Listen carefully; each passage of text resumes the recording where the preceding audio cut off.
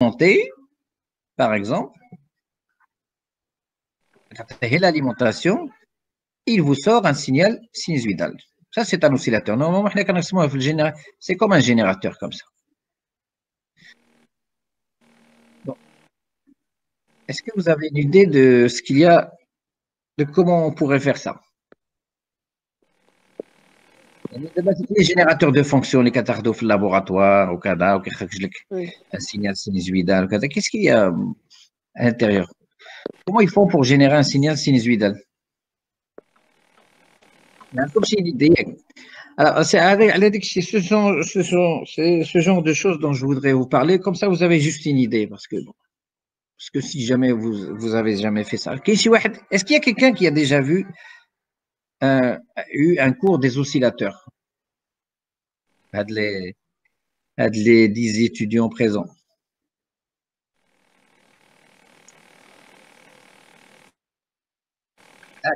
D'accord, même. Aslan, عملتوه Oui, في لا oui, عملته oui, انت oui, واحد زدتي من oui, ليسونس monsieur, avec, وقريته عندي. oui, oui, c'est avec vous. Ouais, ouais, c'est des choses qu'il faudrait savoir. Oui, On peut pas finir la carrière d'ingénieur en électronique ou la EEA ou ça, et on sait même pas ce qu'il y a, comment construire un oscillateur.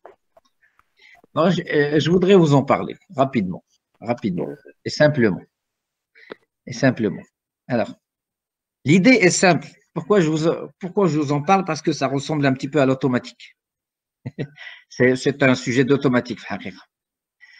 Alors, alors, imaginez que vous avez un amplificateur. Un amplificateur, vous avez déjà vu. Mais vous n'avez pas de problème avec ça. Un amplificateur, vous avez déjà vu.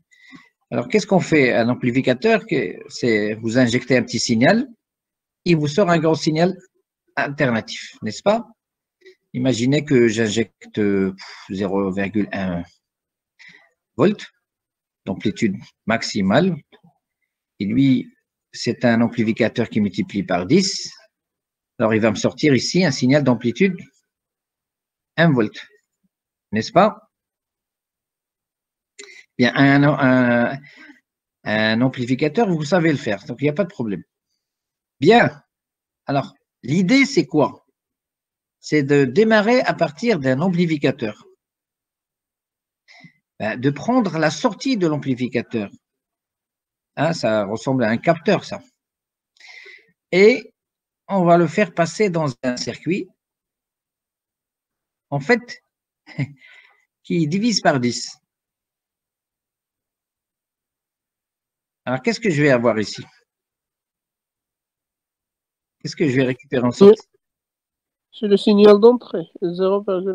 La même chose, 0,1 volts. D'accord? Alors, le premier, en réalité, qu'est-ce que j'avais ici? En réalité, j'ai pris un générateur qui me sort 0,1 volt ou injecté. D'accord? Pour faire une amplification. D'accord? Alors maintenant, imaginez que ça, c'est une boucle. Hein? Alors là, la seule différence ici, on va faire un plus et un plus. Au lieu d'avoir un plus et moins. Alors, imaginez que maintenant, je réinjecte ça à l'entrée et que j'éteins ça. Le générateur. Alors, qu'est-ce qui va se passer? Ben, le 0,1 volt d'amplitude, il va se réinjecter ici, il va se réalimenter et finalement, j'aurai un circuit qui est en train d'osciller. Donc, l'idée, c'est quoi? On aura besoin de quoi? On aura besoin d'un amplificateur et d'une chaîne de retour. Attention, c'est une chaîne de retour un petit peu spéciale. En réalité, c'est un filtre. Pourquoi? Parce que c'est un filtre qui ne divise par 10 que à la fréquence qui m'intéresse, à la fréquence que je voudrais sortir. Alors, pour qu'il oscille, qu'est-ce qu'il faut? Quelle est la condition d'oscillation?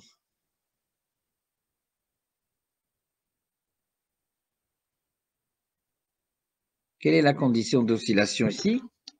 Eh bien, si j'appelle ça un amplificateur de gain 1 et la chaîne de retour, elle a une réponse fréquentielle B, la condition d'oscillation, il faut que A fois bêta, ou bien B, est égal à 1. N'est-ce pas? Parce que si A, je le retrouve ici, donc il faut que A fois B soit égal à 1. Vous êtes d'accord? Oui, d'accord, oui. Bien, ça c'est la condition d'oscillation.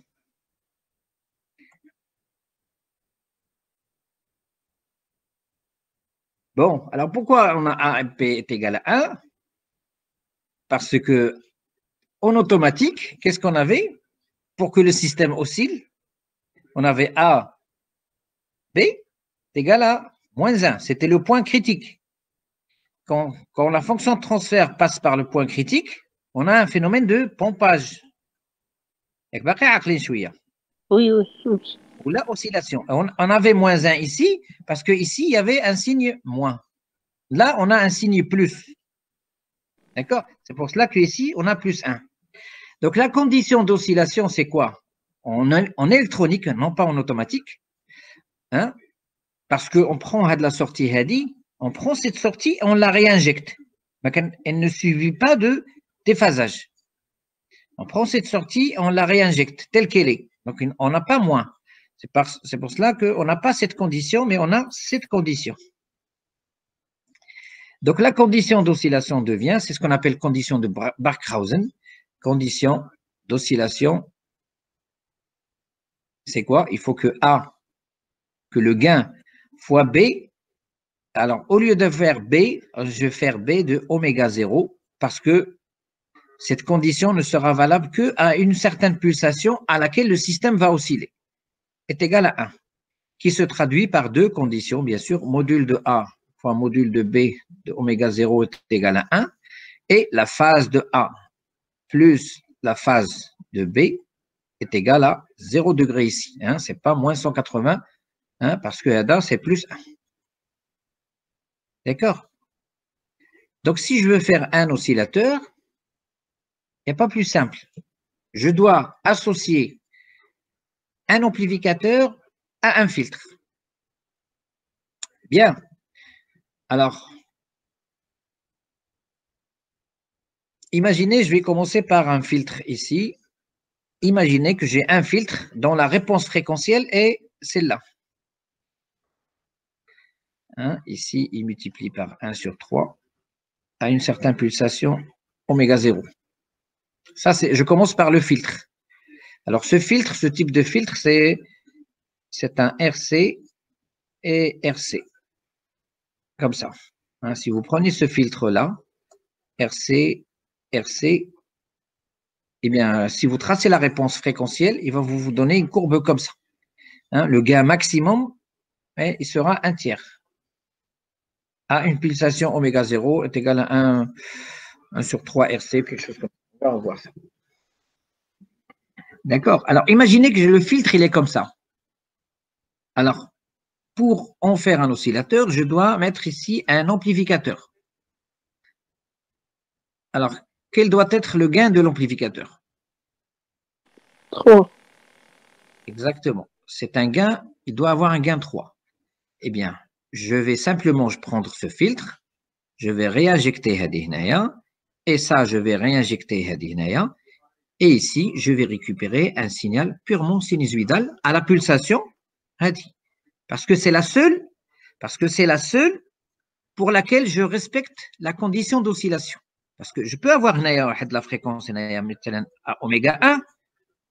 Qu'est-ce qui se passe à oméga 1? On a, au lieu d'avoir 1 sur 3, on a 1 sur 6. Et 1 sur 6 fois 3, ça fait 1 demi. 1 demi, ça ne va pas marcher parce que il y aura une oscillation, mais elle va s'atténuer. Elle va s'atténuer. Par exemple, parce que la boucle totale, Imaginez que je commence ici par 0,1 volt. Alors, qu'est-ce que je vais avoir ici? Je vais avoir 0,3 volts. D'accord?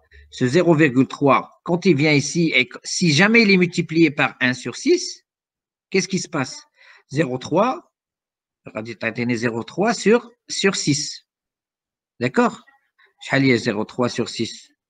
0,05. Oui. 0,05. 0,5, quand il vient ici, il va être multiplié par 3, 0,15. Mais 0,15, quand il va venir ici, il va être multiplié par 1 sur 6. Ça va faire 0,15 sur 6. Donc, qu'est-ce que va faire l'oscillation? Elle va être une oscillation amortie. Mais elle va s'atténuer jusqu'à ne rien avoir. Donc, la seule condition pour que le signal de sortie reste toujours là, il faut que le produit de boucle de ça fois ça est égal à 1. Et ça cette condition n'est satisfaite que pour cette pulsation oméga 0. Heureusement, comme ça, on a un seul signal de sortie qui est à la pulsation oméga 0. Sinon, vous aurez plusieurs signaux qui vont s'additionner et ça, c'est pas un signal, ça, c'est du bruit. D'accord? Donc, pour faire un oscillateur à basse fréquence, attention, hein, basse fréquence, même haute fréquence, parce que ça dépendra des types de composants que vous utilisez. Alors généralement, ce filtre, c'est celui-là. On va prendre un filtre RC. Voilà le filtre. Et on va prendre un amplificateur. Alors, ça doit être un amplificateur. Regardez, c'est plus 3 ici, c'est pas moins 3. C'est un amplificateur non inverseur. Parce qu'il y a des cas où il faut faire des amplificateurs inverseurs pour respecter. Un amplificateur non inverseur, vous connaissez ce que c'est qu'un ampli-up? Vous prenez un ampli-up comme ça. Hein? Vous rentrez dans la patte plus, d'accord? Et la patte moins, vous faites une. Voilà. Ça, c'est pour avoir le gain R1, R2. Et le gain A, pour ce 1 plus R1 sur R2. Voilà le gain de cet amplificateur ici. Alors, pour qu'il oscille, il faut que 1 plus R2 soit égal à 3. Par conséquent, R1 sur R2 doit être égal à 2. Il faut choisir R1 est égal à 2 R2. 2 R2. Si on prend des 10 kΩ, par exemple, celle-là doit être égale à 20 kΩ. Donc, je prends ici R1, 20K. Ici, je prends 10K. Je boucle la sortie vers ici. Attention, hein, j'ai inversé le filtre. Parce que le filtre, il y a l'entrée dialogue, il y a la sortie dialogue. Je prends à de la sortie, je la mets ici. Je prends la sortie du filtre, je la mets ici. Et ici, je vais récupérer un signal purement sinusoïdal qui est dans la fréquence, il est choisi par le produit RC. Ça dépendra de RC. Voilà comment on fait un oscillateur. Ça revient à un cours d'automatique. Alors, en automatique, on évite toujours le pompage, mais en électronique, pour faire un oscillateur, on cherche le pompage. Donc, ce n'est pas toujours quelque chose de négatif, ce n'est pas bien le pompage.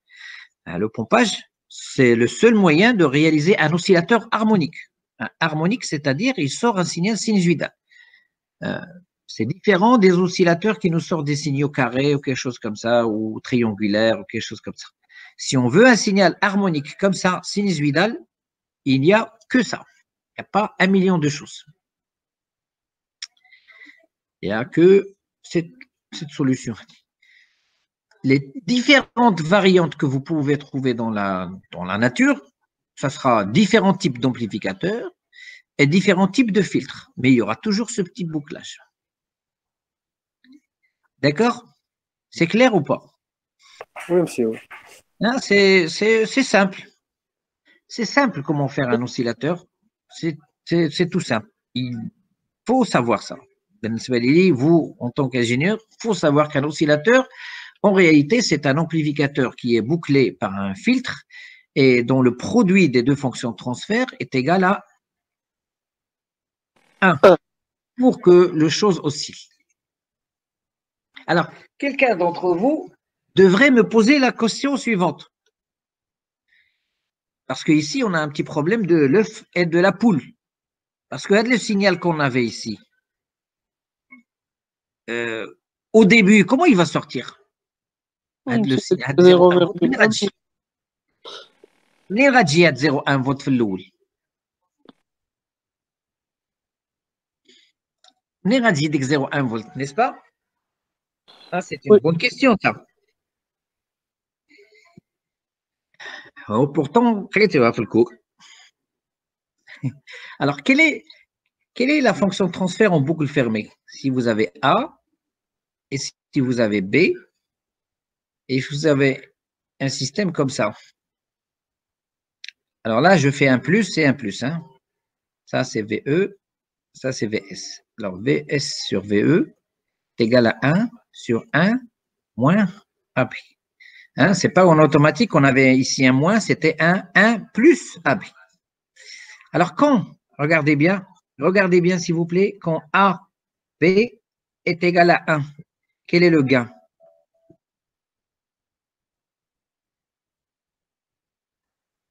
Il tend vers quoi? L'infini. Il tend vers l'infini. Qu'est-ce que ça veut dire un gain infini? Vous pouvez faire les calculs. Plus il s'approche de 1, plus ça donne un gain presque égal à l'infini. D'accord? Qu'est-ce que ça veut dire gain infini? Ça veut dire que quand vous faites comme ça, le moindre petit bruit que vous avez ici, qui circule toujours dans les circuits électroniques, n'est-ce pas? Il va être amplifié énormément parce qu'on a un gain de boucle infini. Alors, quand il va être amplifié, quand je dis infini, ça veut dire que finalement, on va arriver à presque à quelque chose de saturation. Il n'y a pas infini, hein. Il y a saturation. Et généralement, c'est ce qu'on fait. On essaye de faire en sorte que le gain, au début, il est presque infini, puis après, à un certain moment, quand ça commence à osciller, il faut réduire le gain pour que ça oscille à un signal purement sinusoïdal. Bon, on fait ça en changeant.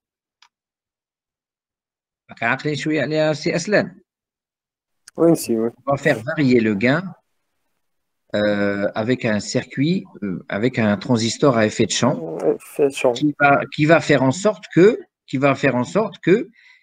l'amplitude elle va le commander. Ici, on aura un transistor à effet de champ parce que c'est un composant qui se comporte comme une résistance variable qui dépend de la tension appliquée. D'accord? Alors, s'il voit une tension très grande, il va changer la résistance ici, et cette résistance, au lieu que ça soit une résistance pure, c'est une résistance variable qui varie en fonction de la tension. Bien, voilà comment on fait un oscillateur en électronique. Mais ça, c'est un oscillateur, généralement, on a dit basse fréquence, mais si très, très haute fréquence.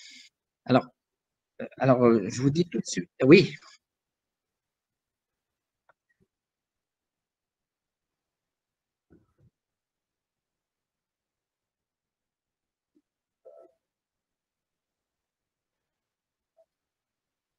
Ah, ma Kenshi, c'est 0.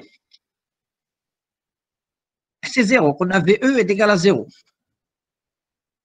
D'accord. Donc, VE égale à 0. Donc, n'est pas 0, c'est juste le bruit électronique qui reste ici.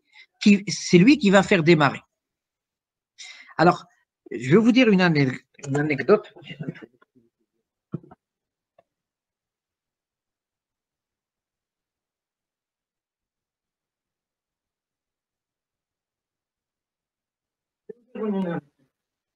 Dans les années 90, hein, quand je faisais mon doctorat. Et ce n'est pas quelque chose qui m'est arrivé à moi, c'est un collègue qui travaillait sur les oscillateurs. Et c'était les débuts des programmes de simulation. Les programmes de simulation, Hadad Multisim, Spice et ainsi de suite. C'était le début. Et son travail, c'était de simuler un oscillateur. Bon, c'est un oscillateur très haute fréquence. Il avait passé des mois et des mois sans que son oscillateur puisse commencer à osciller. Pendant des mois, il était bloqué. Et un jour, il est venu comme un fou, parce qu'il a trouvé le problème.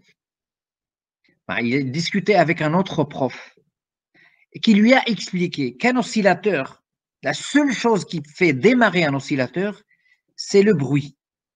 Et quand vous faites un circuit de simulation, vous ne simulez pas le bruit. Vous n'avez pas le moyen de démarrer l'oscillation. Parce que dans le programme de simulation, il n'y avait pas ça. Et c'est quand il a appris ça qu'il a ajouté juste un petit générateur de quelques nanovolts ici, de rien du tout, et après l'oscillation a commencé. Parce que dans la pratique, ça marche, mais dans la simulation, ça ne marche pas. Eh bien, dans la pratique, il y a les nanovolts de bruit, par contre, dans la simulation, il n'y a pas. Et depuis, ils ont corrigé ce problème. Maintenant, tous les programmes de simulation, si jamais ils voient qu'il n'y a rien qui se passe, ben, il injecte une petite tension de rien du tout, et il voit si jamais il va être amplifié pour en faire un oscillateur. Et même, parfois, ça ne veut pas démarrer, et c'est à vous d'injecter un petit pic qui va simuler un petit bruit pour que l'oscillation démarre. C'est juste pour vous dire, Zama, c'est des mois et des mois qu'il avait perdu pour une petite différence entre la pratique et la théorie. Ici, c'est l'inverse. C'est la pratique qui marche, la théorie qui ne marche pas. Alors qu'en général, la théorie, ça marche, mais quand vous passez en pratique, ça ne marche pas. Donc, il avait tout conçu, mais il n'avait pas simulé le petit bruit qui devrait démarrer l'oscillation. Parce que la simulation démarre comme ça. Hein, ça démarre et ça amplifie, et ainsi de suite. Et après, c'est le filtre qui fait le travail. Parce qu'un bruit, ça contient toutes les fréquences. Mais grâce au filtre qui est là, seule la fréquence à laquelle on a le respect de la condition AB est égale à 1 qui va subsister ou bien rester. Tous les autres vont être atténués. Par contre, c'est la fréquence à laquelle on a AB est égale à 1 qui va rester. D'accord? Alors, bon, gardez ça en tête, c'est très intéressant de savoir que parfois, quelques simulateurs n'injectent pas le bruit et ça va pas marcher. Alors, je sais pas. Comme je vous dis, pour ceux qui viennent juste de nous rejoindre, parce que j'en ai vu d'autres qui viennent de nous rejoindre, c'est un cours de. C'est pas un cours, c'est une discussion générale. Et puis après, vous pouvez vous poser des questions et ainsi de suite. عندك تخلع شي واحد يجي يتخلع يسحب له هادشي داخل في الكوع عاوتاني تا يقول لهم بداو شوفوا تا لي زوسيلاتور. C'est juste pour votre information générale. Alors, je pense que j'avais simulé ce genre de choses pour la licence EA.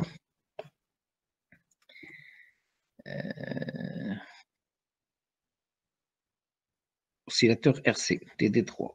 Je ne sais pas, je ne sais même pas si ça va marcher. Ah oui, ah, oui. Alors là, c'est regardez, là, c'est un autre type d'oscillateur. Ce n'est pas un autre type. Vous avez toujours votre amplificateur. Dans la sortie, il va dans un filtre. Ça, c'est un filtre CR, CR, CR. Et là, vous regardez, j'ai mis un pulse de quelque chose de très, très petit pour pouvoir démarrer les oscillations. Alors, ce n'est pas le même que… Je voulais pont de Vienne. Je voulais pont de Vienne. On peut revenir à ça. Vienne Bridge Oscillator. Voilà. S'il fonctionne toujours. Ah, ben voilà, j'ai les deux. Ah, ça fait plaisir, ça. Que c'est encore là. Alors, on va prendre. Voilà votre circuit RC série, RC parallèle. Ça, c'est le filtre. Et voilà l'amplificateur. On a 10K. Normalement, ici, ça devrait être 5K. Mais en réalité, on fait que AB n'est pas égal à 1, AB légèrement supérieur à 1. Parce que si vous faites juste AB égale à 1, AB est égal à 1, le signal que vous allez générer ici de bruit, quand il va retourner, il va avoir toujours la même amplitude. Toujours la même amplitude. Donc, au départ, on fait AB supérieur légèrement à 1 pour que les signaux s'amplifient à chaque rotation, jusqu'à saturation malheureusement. Mais normalement, il faut injecter un circuit qui va éliminer les oscillations. Alors, regardez ici. Donc, on a le filtre, là-haut, et on a notre amplificateur. Alors, ça, c'est out 2. On va simuler ça, voir s'il y a. Voilà. Est-ce que vous voyez maintenant ce qui se passe? Alors, je vais éliminer celle-là. Voilà. Ça, c'est la sortie 2, c'est celle-là. Et vous voyez vraiment le démarrage des oscillations. Au début, il n'y a rien. Puis après, à chaque fois, il y a le bruit qui a été injecté. Et après, ça amplifie jusqu'à avoir un signal purement sinusoïdal. Alors, si on veut voir que Hado, on va faire de 60 millisecondes à 65 millisecondes. Simulation. Non, il faut faire ça. Simulate, simulation command. On va aller de jusqu'à 80 millisecondes. Et on va commencer à enregistrer les données à 75 millisecondes.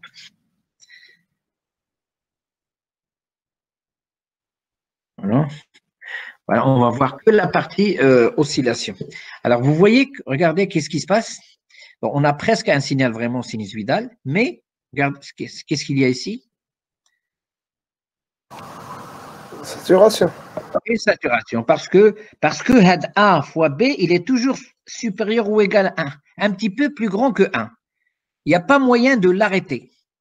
On aurait bien aimé, regardez, alors je vais revenir ici.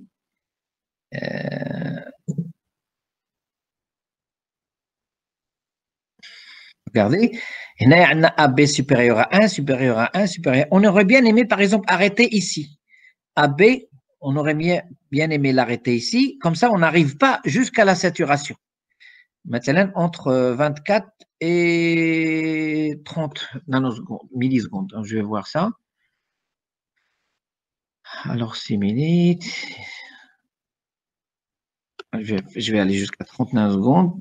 Et ici, 24 millisecondes. Regardez, dans cette partie-là, je suis encore purement sinusoïdal. Je n'ai pas encore atteint l'oscillation.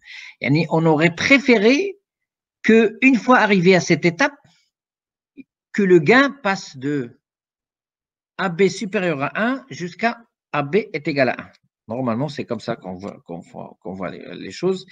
Alors, la sortie, normalement, il est comme ça. Au début, il n'y a rien. Puis après, bruit, ça commence à amplifier. Puis après, on commence à avoir des saturations. Alors ça, dans cette zone-là, normalement, on a AB supérieur à 1. Comme ça, le signal s'amplifie. Et on aurait préféré avoir à partir de là, AB est égal à 1. Mais avant de commencer à avoir les saturations, sinon c'est trop tard. Alors, comment faire en sorte qu'un circuit passe automatiquement d'un gain supérieur à 1 à un gain est égal à 1?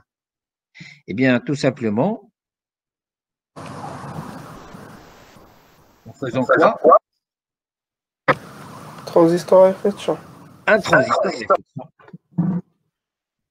Un transistor à effet de champ. Voilà, regardez qu'est-ce qu'il fait. Que fait ce transistor à effet de champ? Regardez, ce schéma, c'est la même chose que celui-là, à la seule différence que, bon, en réalité, qu'est-ce qu'on veut? On veut que cette résistance qui est là, On veut que cette résistance-là, après un certain temps, elle n'est plus est égale à 4,9. On voudrait qu'elle devienne est égale à 5. Comme ça, on a un gain AB est égal à 1 tiers, 3 fois 1 tiers est égal à 1. Donc, on voudrait que la résistance, elle change automatiquement de valeur de 4,9 kg à 5 kg. C'est ça ou pas? Oui, c'est ça. Mais on ne veut pas que le faire manuellement. On ne veut pas le faire à la main. On voudrait que ça soit automatique. Parce que quand vous alimentez un générateur, il faut qu'il sorte automatiquement un signal sinusoïdal. On ne veut pas que ça soit fait. Alors, comment on fait? Tout simplement, on prend la sortie, et on fait un redressement. Comme ça, on a une tension continue qui est l'image de l'amplitude. C'est la même chose qui est l'image de l'amplitude du signal de sortie. Et c'est cette tension que l'on va appliquer à un transistor à effet de champ. Et comme ça, sa résistance entre ces points-là, elle va varier en fonction. Alors, quand on n'a rien du tout, quand on n'a rien ici, la résistance d'ILO, elle est presque égale à 0. Donc, c'est comme s'il n'existe pas. Et quand on a une certaine amplitude, on va appliquer une certaine tension et il va être équivalent à une résistance de 100 ohms parce qu'on a besoin de 100 ohms pour arriver à 5 kg. D'accord? Donc, automatiquement, c'est ce qu'on appelle un contrôle automatique de gain, AGC. D'accord? Un contrôle automatique de gain. Le gain, il change automatiquement. Comment on fait? On fait une détection d'amplitude. On est un des signaux sinusoïdal. Je prends, ça fonctionne avec des tensions négatives. C'est pour cela que on a la diode qui est renversée comme ça. Et après un certain temps, cette tension, quand elle va grandir, cette résistance va devenir égale à 100 ohms et 4,9 kg plus 100 ohms, ça fait 5 et les choses vont stabiliser. On va resimuler la chose maintenant et on ne va pas regarder la deuxième sortie. Ce qui nous intéresse, c'est la première. On va enlever ça, et on va venir ici. Voilà. Alors, on va simuler, on va lui donner plus de temps. Comme ça, on va vérifier que les choses ne saturent pas. Hop, hop. Voilà. Donc, vous voyez bien qu'on a une belle sortie, une belle sinusoïde. Bon, pour la voir, on va à le régime permanent. Donc, on va voir ce qui se passe le régime permanent. On va avoir, par exemple, entre 60 et 65. Simulate. On va voir entre 60, on va voir à 55 millisecondes. On va simuler. Et regardez la sinusoïde. Elle est jolie ou pas? Oui. Elle est jolie. Oui. Elle est bien meilleure que ce que vous avez ici. Voilà ce que vous avez ici. La sortie 2, c'est un signal écrété. Ce n'est pas un signal sinusoïdal. Par contre, ici, c'est un signal purement sinusoïdal. Bon, entre l'amplitude et les petites, je peux toujours l'amplifier plus tard. Il n'y a pas de problème, parce qu'elle est déjà purement sinusoïdale. D'accord? C'est comme ça qu'on fait un générateur, un oscillateur harmonique. C'est-à-dire, c'est un oscillateur qui sort des signaux sinusoïdaux. Alors, pour voir un petit peu la qualité du signal, qu'est-ce qu'on fait? Alors, comment voir la qualité, si c'est une bonne sinusoïde ou pas? La transformer le Fourier. On va faire une transformée de Fourier. Bon, il se trouve que ce logiciel, il a une transformée de Fourier. Donc, mais pour faire la transformée de Fourier, qu'est-ce qu'on va faire? On va prendre beaucoup plus d'amplitude, ça nous rendra une meilleure résolution. Donc, on va refaire la simulation et je vais juste ajouter beaucoup plus de sinusoïdes. Au moins 20 périodes. Bon, ça c'est déjà bien. Oh, ça c'est largement suffisant. D'accord? Donc on a les deux signaux, Vout 1 qui est purement sinusoïdal, Vout 2 qui a des harmoniques. Alors on va venir ici, on va faire View, FFT. De quoi? De Vout 1 et Vout 2. OK.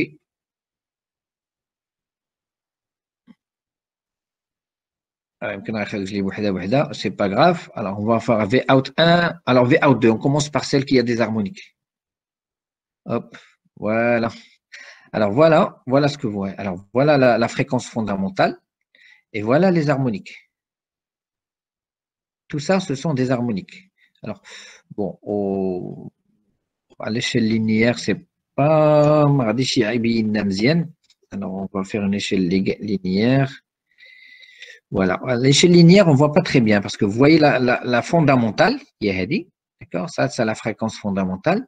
Voilà les harmoniques. Bon, les harmoniques, normalement, il faut les voir en décibels parce que, bon, même si ça vous paraît ici, comme c'est rien du tout, n'est-ce pas? Vous allez me dire, ça c'est la fondamentale, ça ce sont les pics des harmoniques, ça c'est presque rien du tout. Ouais, mais quand vous le voyez dans le même temps, vous voyez bien qu'il y a un très très gros écrêtage. Donc, ne négligez pas ce que vous voyez ici parce que vous êtes en train de le voir dans une échelle linéaire. Il faut le voir en décibels.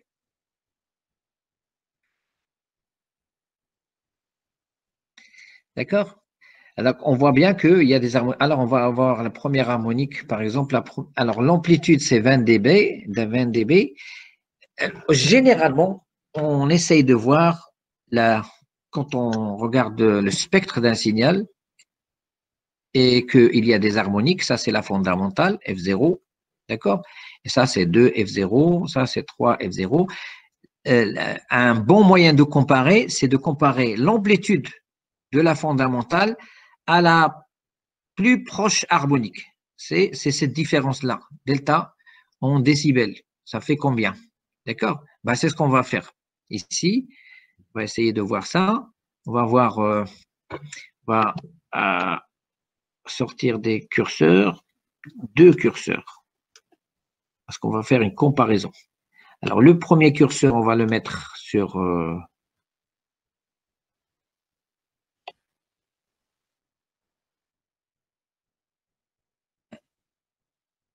voilà, premier curseur Hawa, il est là. Le deuxième curseur, on va le mettre, on va essayer de le mettre. Voilà, il est sur le maximum. Voilà. Alors, voilà le premier curseur. Il est sur la fréquence 1,57 kHz. Et le deuxième curseur, il est sur cette fréquence. Et on a une différence de combien? 20 dB. Le deuxième, il a moins 15. Donc, on a 35 dB de différence.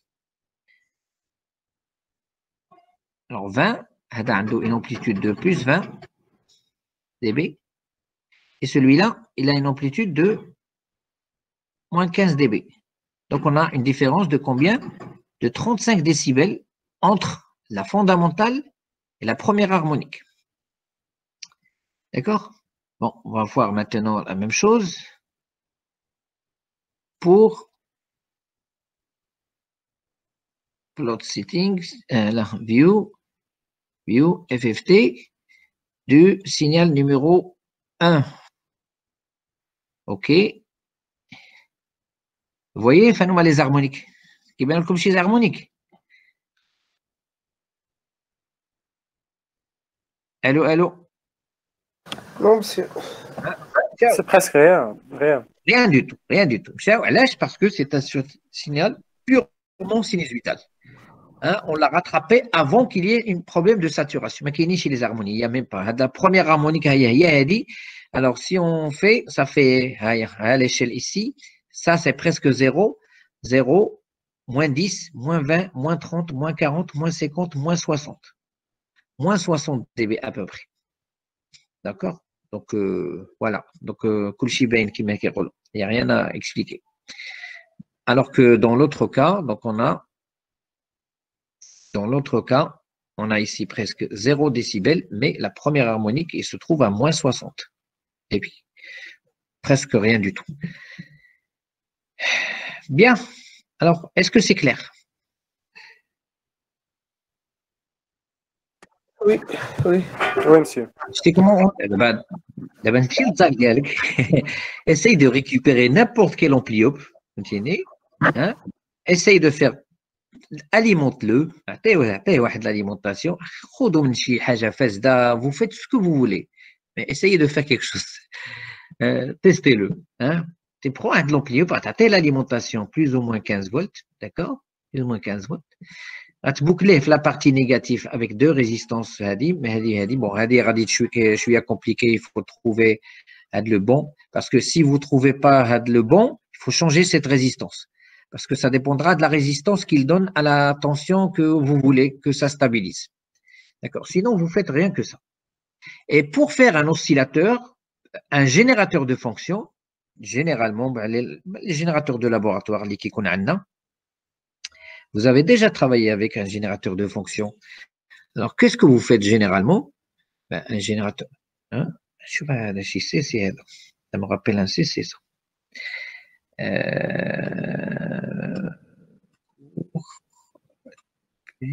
Non. Donnez-moi FST, automatique, électronique. Alors, je ne sais plus quelle année. CC. CC1. Alors, les oscillateurs, c'était le deuxième CC généralement. C'est les enfants qui dessinent. Ils sont imprimés. Alors, CC2. Je ne sais plus dans quelle année j'avais donné ça. Voilà, ça c'est un oscillateur, c'est un examen, c'est un oscillateur RC. Hein, voilà l'amplificateur qui a un certain gain. Alors, ça c'est un gain, c'est un amplificateur inverseur. Regardez, hein, le gain c'est quoi? C'est moins R2 sur R1. Parce que celui-là, à la fréquence qui nous intéresse, il nous donne moins quelque chose. D'accord? C'est pour cela qu'il faut qu'il y ait un moins pour que la somme des deux fasse plus 1. Et ici, il y a un ampli-up d'isolation. Alors, pourquoi il y a un ampli-up d'isolation? Parce que le filtre ADA, si vous changez la charge ici, si vous mettez une résistance ici, vous changez la fonction de transfert. La fonction de transfert, elle est calculée à condition d'avoir une impédance infinie. Mais si vous connectez cette sortie directement à cette entrée, quelle est l'impédance vue par le filtre si vous connectez directement? Quelle est l'impédance vue? L'impédance d'entrée de l'amplificateur. Qui est égal à combien pour celui-là? Il est égal à R1. Oui. R1. L'impédance d'entrée, je vais rappeler là-dessus ou là-dessus. Moi, les moteurs, hein, quand vous avez un amplificateur inverseur comme ça, R2, R1, VE, VS, hein, quelle est l'impédance d'entrée? L'impédance d'entrée, regardez, si vous avez un courant I ici, il ne passe pas par là, donc il va passer par là. C'est quoi VE? Hein, c'est VE est égal, normalement, la tension est égale à V moins.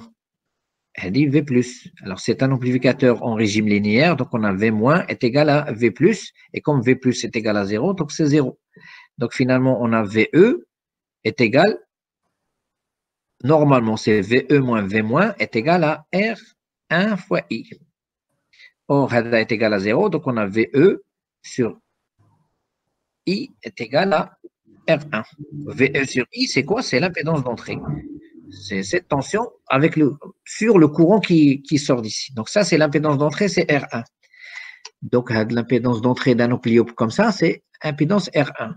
Alors, vous ne pouvez pas faire un circuit comme ça, c'est RC, RC, RC, RC, RC. Ça, c'est le filtre qui m'intéresse. Si vous le chargez par quelque chose ici, ça va changer la fonction de transfert. Donc, je vais un ampli-up, je vais Oui, l'isolation. un isolateur, hein, parce qu'il a une impédance infinie d'entrée.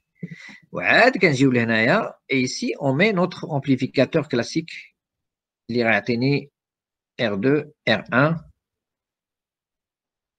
Voilà. Voilà, où est injecté comme ça. Ça, c'est la masse. Ça, c'est moins. Ça, c'est plus. Ça, c'est la masse. Voilà. Alors, c'est un autre oscillateur. D'accord? Là, c'est pas ce que je voulais vous montrer, moi. C'était ce que je voulais vous montrer. Voilà, ça, c'est un oscillateur avec un transistor FET. D'accord? Vous retrouvez ici les RC série, les RC parallèles, la diode qui fait le redressement du signal et cette tension qui est appliquée à ce FET pour faire en sorte que l'oscillation soit purement harmonique. Bon, c'est pas ça ce que je voulais. Donc, peut-être c'est l'année d'avant, 2018. Donc, normalement, ça doit être CC2. Voilà, voilà, c'est toujours les mêmes. Voilà.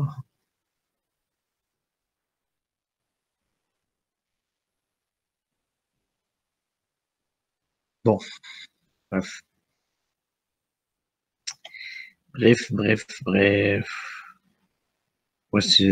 كان شي سي سي ولا نشوف هذا نزيد له واحد on va revenir à ça exam. Bon bref, bon alors je vais le dessiner moi pour me casser la tête. Alors normalement qu'est-ce qu'on fait? On prend, alors quel est l'élément qui fixe l'oscillation ici? La fréquence d'oscillation. L'élément qui fixe la fréquence d'oscillation, c'est le filtre. Hada, il donne juste le gain. Mais c'est le filtre. Normalement, le gain, il dépend pas de la fréquence de l'ampli-up. Il dépend pas de la fréquence. Mais c'est celui-là qui dépend de la fréquence. Donc finalement, c'est ce RC qui va fixer la fréquence d'oscillation. Alors normalement, qu'est-ce qu'on fait pour changer la fréquence d'oscillation? On prend notre ampli-up classique. Hada, il ne change pas. On rentre dans la patte plus. Et ici, on produit le gain nécessaire. D'accord? Et ici, pour le RC, bien, on passe avec le R et on va avoir plusieurs C, suivant la fréquence que l'on voudrait. D'accord? On a un autre R, plusieurs C.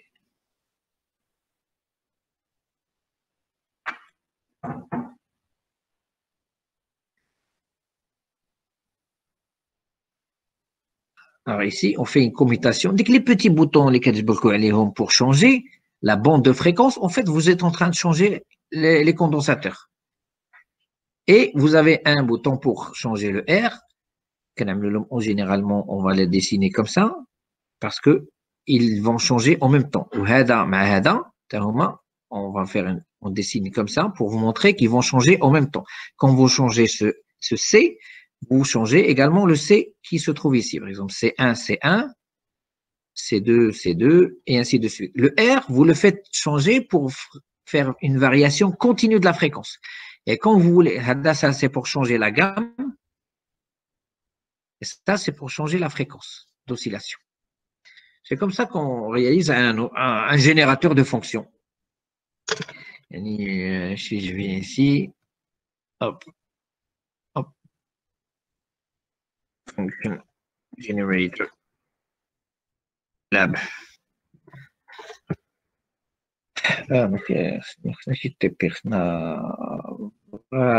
Voilà, par exemple, vous venez ici. Par exemple, regardez, hein, c'est un générateur de fonctions. Alors, ici, vous changez la gamme de fréquences. Hein, vous appuyez sur ces boutons, 10, 100, ou la 1 kg, ou la 10 kHz, ou la 100 kHz, ou la 1 MHz. Quand vous appuyez sur ça, en réalité, qu'est-ce que vous êtes en train de faire? Vous êtes tout simplement en train de changer les boutons. Vous choisissez soit ça, soit ça, soit ça. Donc ça, c'est une gamme de fréquences. Et quand vous voulez changer la fréquence d'une manière continue, vous changez cette résistance-là. Ils doivent changer en même temps. Hein, ça doit avoir la même valeur. Alors, comment vous faites ça? Voilà, vous changez avec ça. Avec ça, vous changez la fréquence. Avec ça, vous changez la fréquence. Et avec ça, vous changez la gamme de fréquences. Et avec ça, bon, vous choisissez quel type de signal. Est-ce que vous voulez un signal sinusoïdal, carré ou triangulaire? Alors, pour passer de carré au triangulaire, c'est facile. Hein, il suffit de décréter le signal et de faire des intégrations. Alors, si je veux un signal carré, il faut passer d'un signal qui est saturé, vraiment saturé. D'accord? Puis après, vous passez ça dans un intégrateur. L'intégrateur, qu'est-ce qui va vous sortir? Un intégrateur, il va sortir des signaux comme ça. Parce que c'est l'intégrale. L'intégrale d'un signal continu comme ça, c'est quoi? C'est une rampe. L'intégrale de A dt, c'est quoi? C'est AT. C'est une rampe. Ça, c'est A. D'accord? Bon, alors, est-ce que vous avez maintenant une idée comment construire un oscillateur de manière, je dirais, simple, il n'y a pas de problème. Mais avec un minimum de composants. Hein, il ne faut pas grand-chose. C'est un ampli-op qui va donner le gain et une paire de résistances, ici, RC, RC, pour avoir un oscillateur. Et bien sûr, vous pouvez le faire fonctionner dans n'importe quel oscillateur. C'est la base de tout ce qu'on pourrait utiliser en électronique. Hein, ça commence toujours par quelque chose comme ça. Alors, ça peut être un générateur, ça peut être un émetteur, ça peut être un oscillateur local d'un mélangeur, ça peut être un signal audio, ça peut être tout ce que vous voulez. Donc, on a besoin d'un signal, d'un système qui nous sort un signal purement sinusoïdal. Purement sinusoïdal. Bien. Eh bien, quand on va en haute fréquence, en très haute fréquence, alors en très haute fréquence, on ne peut pas se permettre d'avoir un signal qui peut légèrement dévier. Parce que s'il dévie juste de 1%, c'est grave. 1%, c'est déjà grave. 1%, c'est-à-dire au lieu d'osciller à 100 MHz, il va osciller à 101 MHz. 100 MHz, c'est déjà une autre station FM. D'accord? Hein, parce qu'entre les deux stations, il y a toujours un minimum de 0,2 MHz entre deux stations FM. Hein, les stations FM que vous avez, normalement, vous avez chaque station. D'accord? Et normalement, il y a 2 MHz parce qu'on laisse un petit peu. Normalement, la déviation, c'est plus ou moins 75 kHz. C'est la déviation FM de la fréquence centrale par station. Par conséquent, on laisse un peu plus, on laisse 100 à droite et 100 à gauche. Donc, entre chaque station, il y a 200 kHz minimum de quoi? De différence. Attendez, je vais ramener ça.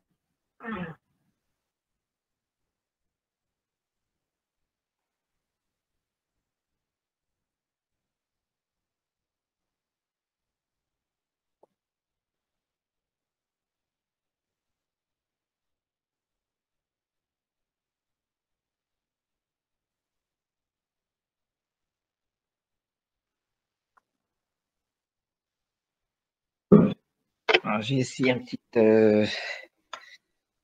analyseur de spectre qui se connecte.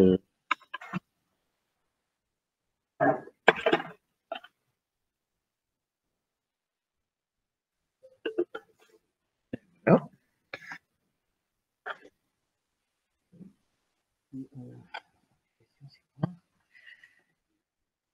Un Space Spectrum Analyzer. Là, voilà, c'est un. Vous voyez mon écran? Oui, oui, monsieur. D'accord. Alors, je vais commencer l'analyseur de spectre. Alors, ici la bande FM. La bande FM, on a dit, ça va de quoi à quoi? La bande FM, pour regarder les signaux FM, sur votre radio, hein, si vous avez, ça va à peu près de 88 MHz jusqu'à à peu près 108 MHz. Donc, il y a combien ici de bandes? C'est une bande de combien? De à peu près de 20 MHz. D'accord? Qui est utilisée pour la bande, pour les émissions FM. C'est standard, bien sûr. Alors, on va venir ici. On va centrer autour de 90 et on va faire une bande. Regardez. Alors, c'est presque après à peu près un TP sur l'analyseur de spectre. Alors, l'analyseur de spectre, il permet de regarder des choses dans le domaine fréquence, c'est-à-dire la base. Ici, c'est plus le temps, c'est la fréquence. Regardez, ce sont des fréquences. Bon, normalement, elles sont affichées en bas. Hein, 80, voilà. Ici, vous avez 91,3, 91,45 et ainsi de suite. Alors, nous, on voudrait voir toute la bande. Alors, toute la bande, c'est-à-dire, on va régler le span. Le span, c'est quoi? C'est de là à là. On va le régler sur 20 MHz. Bon, ça nous fait beaucoup, on va réduire un petit peu. Bon, on voit tout ce que vous voyez ici, ce sont des stations FM, des émetteurs FM. Bon, on va réduire pour voir un petit peu plus en détail. Comme ça, il va pouvoir faire un scanning plus rapide. Voilà. Alors, chaque pic que vous voyez ici, en fait, c'est une station FM qui est en train d'émettre. Bon, comme l'autre jour, vous m'avez dit que vous ne pouvez pas écouter parce que généralement, on peut se caler sur une fréquence et activer une démodulation de fréquence avec un autre logiciel. Mais c'est pour cela que j'ai pris que celui-là qui fait juste la fonction d'analyseur de spectre. Alors, tout ce que vous voyez en bas, c'est quoi?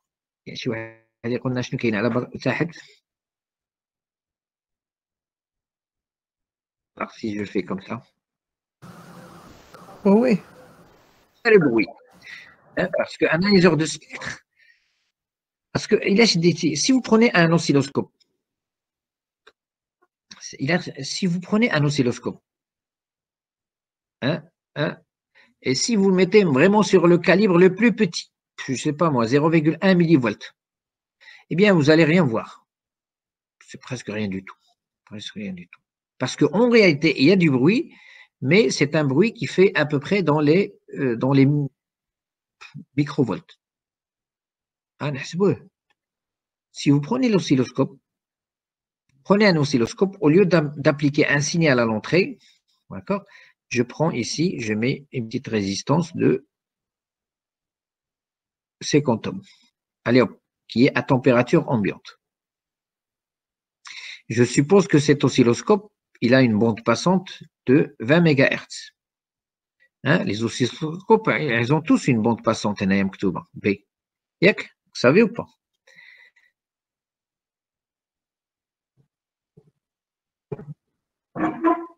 Alors, bande oscilloscope.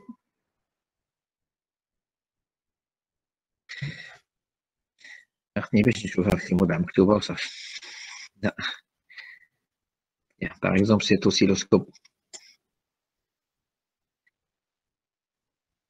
Voilà, là, a une bande passante de 100 MHz.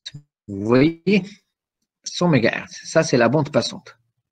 D'accord? Alors, généralement, ceux qu'on a en TP, ils ont une bande passante de 20 MHz. D'accord? Alors, si on prend 20 MHz, alors, quelle est la tension de bruit qu'on va générer? Que va générer cette résistance? Je m'attends à quoi? À quelle tension? V. Ben, d'après le cours, V est égal à racine de 4 K T P R. Hein? Par contre, la puissance générée, c'est KTB. Elle ne dépend que de la température. Mais la tension, c'est ce qu'a démontré Nyquist, hein, que cette tension, elle est donnée par racine de 4 fois K fois T fois B fois R. Alors, normalement, cette tension, si je veux la calculer, V est égal à racine. C'est-à-dire, cette tension, c'est ce que je vais récupérer ici. C'est une tension efficace. Hein. Parce qu'en moyenne, elle fait 0. C'est 4 fois K 1,38 10 puissance moins 23 K fois T 290 Kelvin, température ambiante, c'est-à-dire 17 degrés. KTB, 20 10 puissance 6 fois une résistance. Bon, on va prendre 50 ohms. Et là, si vous avez une calculatrice, parce que je n'ai pas de calculatrice. 4 fois 1,38 10 puissance moins 23 fois 290 fois 20 mégas fois 50 ohms. Quelle tension je vais avoir ici?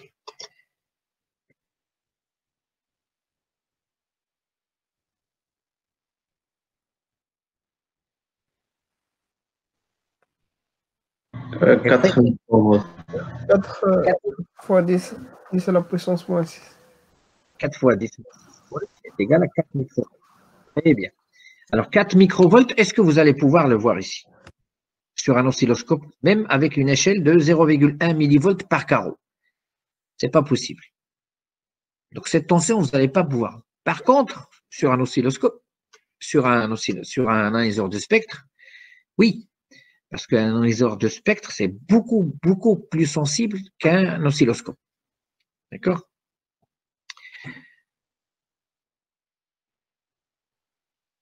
Alors, sur un oscilloscope, sur un analyseur de spectre, combien je verrai? P est égal à KTB. K fois T fois B.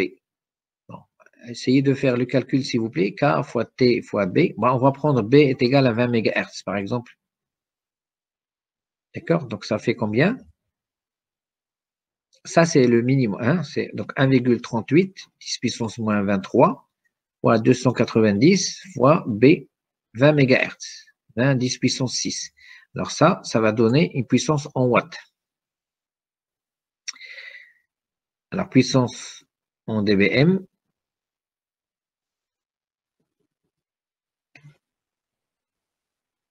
Alors, ça vous donne combien en watts?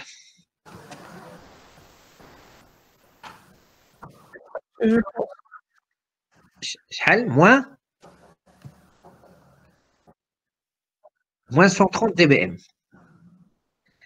Voilà. Alors, théoriquement, je devrais voir moins 130 dBm. Ça, c'est le minimum. C'est-à-dire, ça, c'est le bruit que je vais avoir de puissance sur mon analyseur de spectre. C'est moins 130. Mais il faudra juste un petit peu ajouter parce que il faut ajouter la température de bruit de l'analyseur de spectre lui-même. Parce que, normalement, il y a la température externe qui vient de la résistance, mais il y a la température ADT de la résistance, il y a la température équivalente de l'équipement. D'accord? Qui est mon analyseur de spectre. Voilà, il faut ajouter ça normalement. Alors, si on ajoute ça, on trouve à peu près, regardez ici, au lieu d'avoir moins 100, on a moins 110 dBm, au lieu d'avoir moins 30. Moins 30, ça, en fait, tout ça, c'est le bruit qui a été ajouté par l'équipement lui-même. D'accord? On ne peut pas avoir. نعم ورجع en dBm شحال غادي تجيك غتجي encore plus petit que ça, je pense. Ça va être encore plus petit que ça.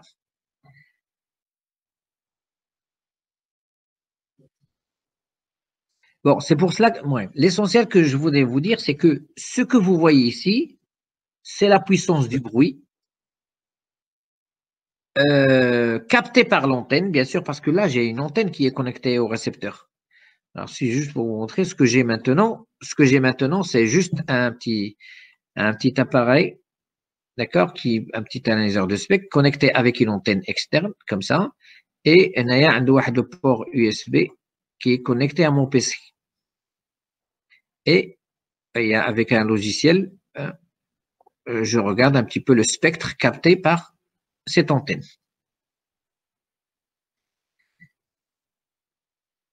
D'accord? Alors, ce qui nous intéresse, nous, on a dit qu'on va descendre un petit peu en fréquence pour voir la bande FM. Voilà, regardez maintenant, à 103, on est sur la bande FM. D'accord? On peut aller à 96,4. Voilà. 96.4. Voilà, on est en plein dessus. 96.4, c'est quoi ça? À Tanger, hein, c'est pas toutes les villes, hein, c'est Et ça, Hit Radio, Moscou Masque. Bien. Voilà, alors si j'augmente le span, c'est-à-dire je regarde de là à là, je regarde sur une bande de 5 MHz. Là, je vois plusieurs chaînes. Voilà. Chaque pic que vous voyez ici, c'est un émetteur FM modulé avec une modulation FM.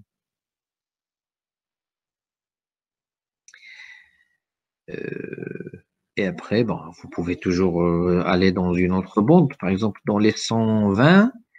Non, allez, à peu près vers les 120, à peu près les 120. Alors, si vous avez vraiment le temps, vous avez ça, hein, vous pouvez attendre jusqu'à écouter les communications entre la tour de contrôle et les avions de l'aéroport de Tanger. Hein, la tour de contrôle et les différents avions, soit qui sont... Bon, imaginez que ça, c'est un avion. Hein. Imaginez, je ne sais pas dessiner ça. Alors, soit un avion dans l'air, soit un avion. En tout cas, imaginez que c'est un avion. D'accord? Et ben, il y a des communications pour demander une autorisation d'atterrissage et tout ça. Et ce sont des fréquences connues.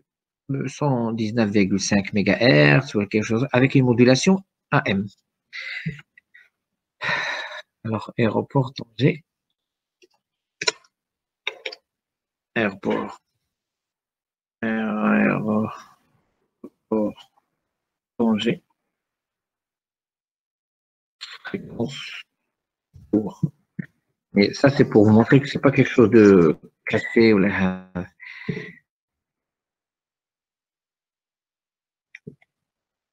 fréquence.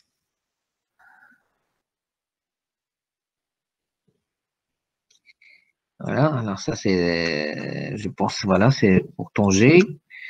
Alors si vous cherchez ici quelque part, ils vont vous donner les fréquences. Ça, c'est les pilotes, ils ont accès à ça pour pouvoir communiquer. Je vais chercher F, je vais chercher MHz.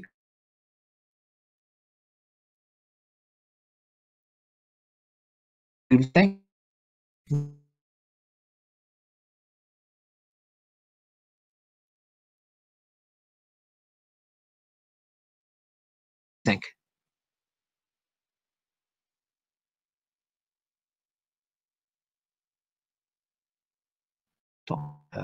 Lors de la procédure d'approche, ils utilisent 121,2 pour communiquer avec la tour et ainsi de suite. Et bon, ce sont des fréquences 13, 121,2, il y a FM, et c'est une modulation AM. Je vous avais dit pourquoi c'est modulation AM, n'est-ce pas, non? Quelqu'un pourrait dire AM, c'est quoi modulation AM? C'est vieux, ça. Ben, jusqu'à maintenant, c'est toujours utilisé par les avions lors des procédures d'atterrissage, lors du système de contrôle. Parce que AM, parfois, on a tendance à croire que AM, c'est juste la radio, AM, c'est-à-dire la radio. Non, la modulation, elle est utilisée dans beaucoup d'autres applications. Et si vous ne les connaissez pas, vous pensez que AM, c'est quelque chose de vieux, c'est pas intéressant. Non, c'est très intéressant. Et c'est toujours à la mode. Et là, Monsieur, pardon. Oui. Monsieur, donc, chaque type de modélation est destiné à un domaine ou la on appliquer à une modélation n'importe quel. Chaque domaine de fréquence, tout est régi par la loi. Tout est régi par l'Union internationale de télécommunications. Et dans une certaine bande de fréquences, voilà les modulations qui sont autorisées, voilà les bandes de fréquences que vous pouvez utiliser, voilà la largeur de spectre, par exemple, pour la modulation. Exemple, pour la bande FM, c'est écrit la loi, c'est 88 jusqu'à 108. Et chaque émetteur a un maximum de plus ou moins 100 kHz. Quand il va commencer à faire la modulation, quand il sort juste une fréquence pure, c'est-à-dire sans modulation, c'est ça. Quand tu fais une modulation, il commence à sortir des harmoniques à droite et à gauche. D'accord? Alors, ces harmoniques ne Oui. doivent pas dépasser plus ou moins 100 kHz.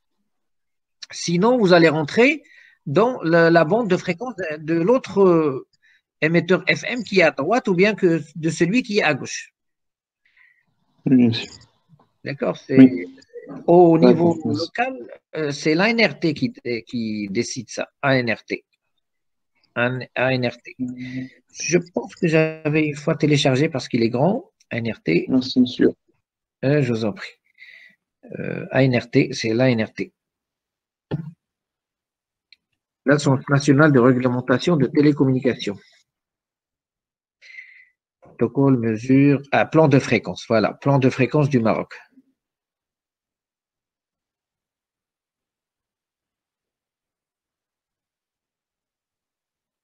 Voilà. Voilà, ok, bon, ils ne sont pas en train de faire chaque année. Ça, c'est l'édition de 2013. Plan de fréquence. C'est un document public. Vous pouvez aller, qui intègre toutes les fréquences de tout ce qui, de tout ce qui est géré par le Maroc. Alors voilà, tu vois, qui me donne 9 kHz ou tableau de fréquence. Alors si on va, on va aller à ce qui nous intéresse,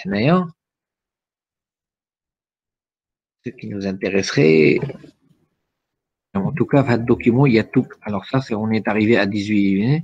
Radioastronomie, tout est géré là. Mais si il y a des choses d'accord, radiodiffusion, l'aéronautique, radiolocalisation, aéronautique. Donc, tout est géré. Mais si vous n'avez pas le choix. Il y a des zones qui sont fixes, vous pouvez faire ce que vous voulez. Des zones libres, ce qu'on appelle ISM, des ISM. Hein, vous pouvez utiliser n'importe ce que vous voulez, mais je pense sans dépasser certaines puissances, parce que ça peut interférer avec d'autres. Alors, si on veut 200, ça, on est arrivé à 200. Ah, voilà, 100 et quelques. Ici, voilà, 151, 118, 119, regardez. Il y a exploration de la Terre par satellite. Hein, d'accord, c'est 114,25 tel 116. D'accord. Voilà.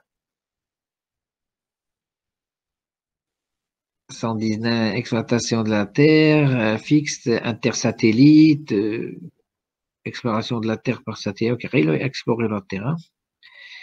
Bon, en tout cas, tout est avec ce document, vous avez un petit peu toutes les fréquences. Si ça vous intéresse de savoir, si vous jamais vous trouvez une fréquence que vous connaissez pas, d'où est-ce qu'il vient, qu'est-ce que c'est que ça, ben, vous pouvez chercher dans ce document. Peut-être il vous donnera une idée si c'est une émission, c'est-à-dire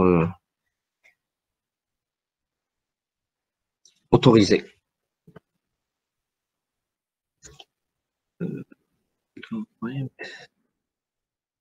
FM.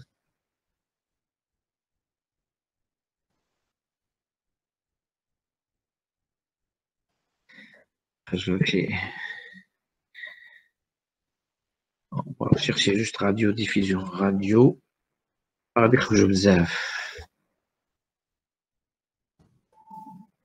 radiodiffusion. Bon, en tout cas, voilà, radiodiffusion, je veux que LF. Parce que toutes les fréquences. Voilà. Bien.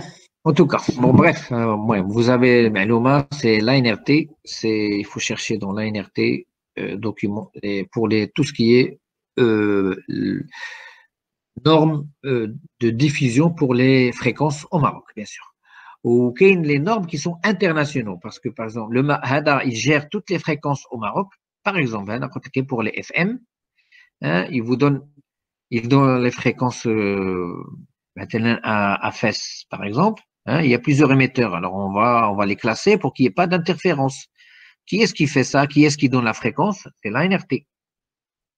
Hein, Medi 1, 2M, Aswat, je sais pas moi, hit radio, et ainsi de suite. Il les classe pour qu'il n'y ait pas d'interférence.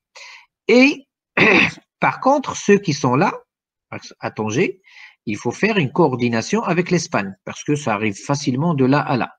Hein, il ne faut pas que la même fréquence à Tanger soit donnée à un émetteur qui se trouve ici à Al Jazeera ou quelque chose comme ça, sinon il y aura des interférences, parce qu'on va les capter très facilement. Donc, pour tout ce qui est au bord, normalement, la fréquence doit être gérée entre les deux pays. Tout ce qui est à l'intérieur, il n'y a pas de problème, vous faites ce que vous voulez.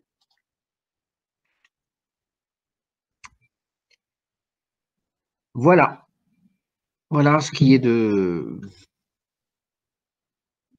des fréquences. Et je voulais parler de quoi? Quand on veut réaliser une fréquence fixe, très très stable, très très stable. Alors, c'est très difficile de faire une très très stable. Dans ce cas-là, on a recours à ce qu'on appelle les PLL, ou bien boucles à verrouillage de phase. En fait, c'est en anglais, c'est phase locked loop. Hein? Si on veut une fréquence vraiment fixe, hein, il faut faire appel à ce qu'on appelle les PLL. Et ils ont une application énorme en électronique. Ça va vous faciliter beaucoup de compréhension de systèmes en électronique qui font appel au PLL. Démodulation FM, démodulation FSK, modulation, tout se fait avec des boucles à verrouillage de phase, des PLL. Bon. Alors, je vais vous donner juste une idée un petit peu comment ça marche, parce que si vous avez une idée, c'est déjà très bien. Une boucle à verrouillage de phase, c'est quoi? C'est un système à verrouillage de phase, c'est-à-dire, c'est quoi? C'est un système automatique dans lequel on fait un asservissement de phase. Asservissement de phase. Et non pas de fréquence. Quelle est la différence entre la phase d'un signal et la fréquence d'un signal? D'après vous. Hein, si...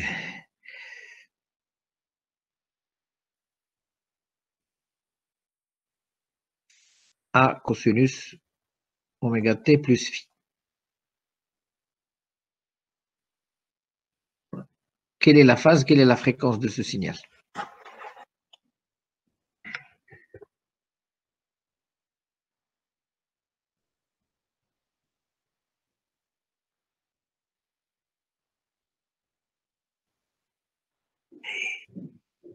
يلا شي واحد يزعم ويقول واخا نعورها ماشي مشكل. La phase, c'est fait. Oméga 2P. Non, monsieur, la phase, c'est quand on fixe le T à un point. Ouais, c'est déjà une bonne chose. Alors, la phase, c'est ça. C'est oméga t plus phi. Il y a la phase. C'est une phase qui dépend du temps. La fréquence, par définition, c'est d de phi sur dt. C'est définition globale, générale. 1 sur 2pi. D de phi sur dt. Regardez, donc, la phase, c'est tout ce qui est à l'intérieur, et c'est quelque chose qui dépend de temps. Phi, c'est la phase à t égale à 0. Pour t égale à 0, c'est la première phase. Mais la phase, c'est quelque chose qui bouge. Regardez, regardez, si je prends un signal comme ça, sinusoïdal, bon, imaginez que ça, c'est phi. Ça, c'est à t égale à 0. D'accord? Puis après, à t égale à 1, t est égal à 1, une seconde. D'accord? Ça, c'est la deuxième, ça, c'est la phase. Donc, la phase, c'est ça. C'est tout ce qui est à l'intérieur du sinus ou bien du cosinus. D'accord? Et on a dit, la fréquence, c'est quoi? c'est 1 sur 2pi, c'est une constante. D de phi sur dt, hein, la dérivée de la phase. La dérivée, c'est quoi? C'est la vitesse avec laquelle cette phase tourne. C'est la vitesse avec laquelle on fait un 2pi. D'accord? C'est ça la définition de la phase et de la fréquence. Alors, pour faire une analogie, c'est exactement la différence entre la position d'un objet, x, et la vitesse d'un objet, qui est égale à d de x sur dt. La position, c'est x de t. Il se trouve, par exemple, quelqu'un qui se trouve à une position x, à un instant t. Par contre, sa vitesse, c'est la dérivée de x par rapport à t. D'accord? Donc, voilà, il faut se rappeler de ça. Position, ou bien la phase, c'est la phase à un instant t. Par contre, la fréquence, c'est la vitesse à laquelle cette phase change. Bien. Alors, pourquoi on dit maintenant boucle à verrouillage de phase et non pas à verrouillage de fréquence? Parce que je peux avoir deux signaux qui ont la même fréquence,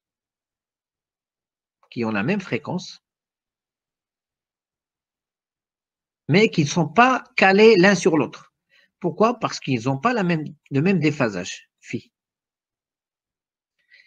D'accord? Ils ont la même fréquence F0, F0, mais ils n'ont pas le même déphasage.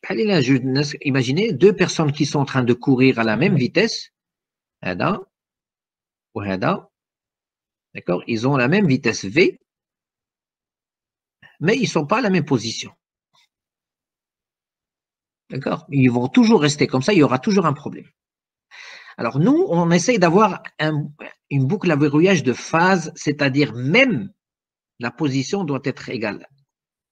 On doit essayer de faire en sorte que deux signaux soient exactement les mêmes. Ils ont la même phase et par conséquent, s'ils ont la même phase, automatiquement, ils auront la même vitesse.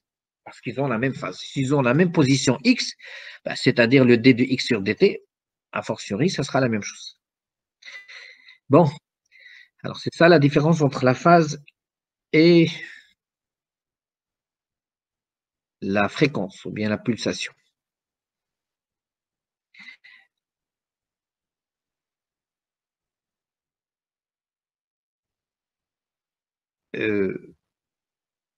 Alors, c'est quoi une boucle à verrouillage de phase? Bien, on va faire en sorte que deux signaux aient la même phase. Alors, comment on va faire ça? Bien, on va commencer par un oscillateur. Ah, c'est pour cela que j'ai introduit un petit peu l'oscillateur. Mais c'est un oscillateur un petit peu spécial. C'est ce qu'on appelle un VCO. It's a Voltage Controlled Oscillator. C'est un oscillateur qui est alimenté. Bon, on a mis comme ça pour vous montrer l'alimentation, plus 15 volts, mais c'est mouchkil. Il est alimenté. Mais la fréquence elle dépend d'une tension que je mets ici. Je peux faire varier la tension, il va faire varier la fréquence. C'est ce qu'on appelle un Voltage Controlled Oscillator. Bon, généralement, on utilise ce qu'on appelle des diodes varacteurs. Une diode varacteur, c'est une diode qui se comporte comme un condensateur, mais dans la capacité dépend de la tension qui est appliquée. Par conséquent, j'ai une capacité qui dépend de la tension. Donc, je peux changer la capacité rien que changeant la tension. C'est une autre manière de créer un oscillateur qui dépend de la tension maintenant, et non pas de la résistance que vous faites varier la résistance. Ici, je varie une tension et elle fait varier la fréquence d'oscillation. Bien. Bon, j'ai mon oscillateur qui dépend de la tension. C'est un VCO. En fait, il a une caractéristique, généralement une caractéristique comme ça. Généralement, elle est linéaire. Ça, c'est la fréquence. En fonction de la tension appliquée, si vous appliquez une tension V0, il va aux fréquences F0. Si vous appliquez une tension V1, il va osciller à une fréquence F1 et ainsi de suite. Si vous faites V2, il va osciller à une fréquence F2. C'est un oscillateur commandé en tension, VCO. Ça se vend si vous voulez carrément juste l'acheter, si vous ne voulez pas vous casser la tête. VCO, Voltage Control Oscillator. Ou bien ça se construit. Regardez ça. Celui-là, ça c'est un oscillateur. Regardez, la diode varactor, c'est celle-là. Hein. C'est une diode qu'on représente avec deux petits traits ici pour montrer que elle se comporte comme un condensateur.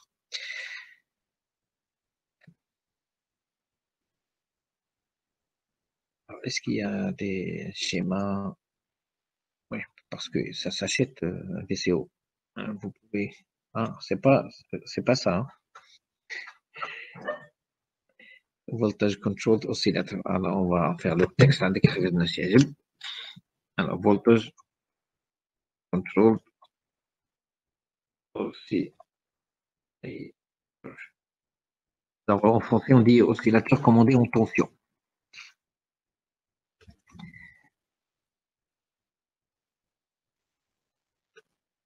Voilà, voilà la caractéristique. Vous voyez? Caractéristique, hein, vous appliquez une tension et vous sort une fréquence. Hein, ça, c'est Basic VCO Operation. D'accord? Alors là, c'est un schéma, hein, c'est une réalisation c'est un oscillateur Colpitts, ça. C'est un oscillateur où, voilà, les deux diodes. Parfois, on peut utiliser deux diodes, deux condensateurs variables, deux varicap, où on a c'est la tension de contrôle. Hein, voltage Controlled Oscillator. Ça dépend de la tension ici. Il va vous sortir une fréquence ici qui dépendra de la tension. Bien. YouTube, 3 minutes. Vous voulez le regarder? Non, mais parce que vous n'allez pas entendre le son. Je pense qu'on va entendre le Pardon? Je pense qu'on va entendre normalement. Il y a de la musique. Vous entendez? Non. Non, monsieur. Non, parce qu'il y a de la musique. Bah, tant mieux, il n'y a que de la musique. Alors, je vais enlever le son, parce que tout est écrit ici. En tout cas, bon, là, il vous montre un petit peu comment ça fonctionne. Regardez, suivant la tension que vous appliquez ici, eh bien, la fréquence d'oscillation sera différente. Là, il est en train de... Bon, je ne sais pas. En tout cas, ouais. En tout cas, ça, c'est un oscillateur Colpitts. En fait, ça, c'est l'amplificateur. D'accord? Et normalement, il y a il y a un feedback qui vient à travers ce L. Normalement, c'est ce L et ce C qui font l'oscillation. Ce L et ce C, mais on va utiliser deux condensateurs pour avoir une oscillation symétrique et ainsi de suite. Bref. En tout cas, ce qui nous intéresse, c'est qu'un VCO, c'est un oscillateur dont la fréquence, elle est commandée par une tension. Bien. Et je veux que la fréquence de sortie de cet oscillateur soit exactement égale à la fréquence d'un signal qui arrive, qui est reçu ou quelque chose comme ça. Donc, on va essayer d'asservir, c'est ce qu'on va appeler. Ça, c'est un signal qui arrive ici. Je voudrais que celui-là et celui-là aient exactement la même fréquence.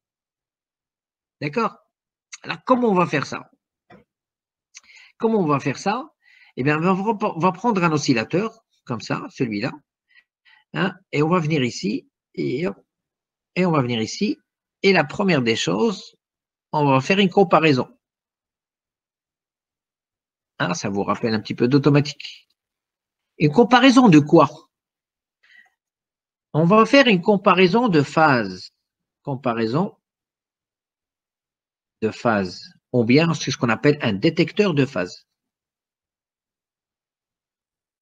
Donc, c'est un circuit qui, bon, vous rentrez deux signaux, V1, V2, et il vous sort un signal proportionnel au déphasage entre ces deux signaux.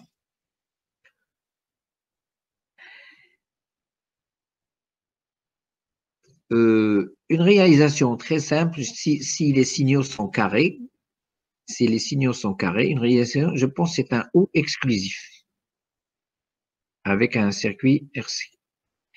Alors, imaginez que ces deux signaux qui ont le même déphasage. Je vais prendre le même. V1, V2. Il a le OU exclusif. V1 plus V2. هذا هو OU exclusif. Alors, quand est-ce qu'on a le exclusif, il sort un signal quand ils sont différents, n'est-ce pas? Zéro. Ici, ils sont les mêmes, zéro. Ici, ils sont les mêmes, les zéros. Ici, ils sont les mêmes, les zéros. C'est ça. Alors, quand ils sont purement, exactement en phase, il me sort zéro. Alors, imaginez maintenant qu'il y a un petit déphasage. Là, je vais prendre copie, comprendre V, et je vais décaler celui-là. Voilà. Alors, qu'est-ce que va me sortir le OU exclusif? Bon, ici, il va me sortir 0. Là, ils sont différents. Il va me sortir un 1. Là, ils sont les mêmes, donc il ne va rien sortir. Et là, ils sont différents. Il va me sortir un 1. D'accord? Là, ils sont différents. Ils vont sortir un 1. Et ainsi de suite. D'accord? Alors, ce signal-là, qu'est-ce que je vais faire? Je vais prendre la moyenne dialogue. Je vais prendre la moyenne à travers un circuit RC. Il va me sortir une tension moyenne comme ça.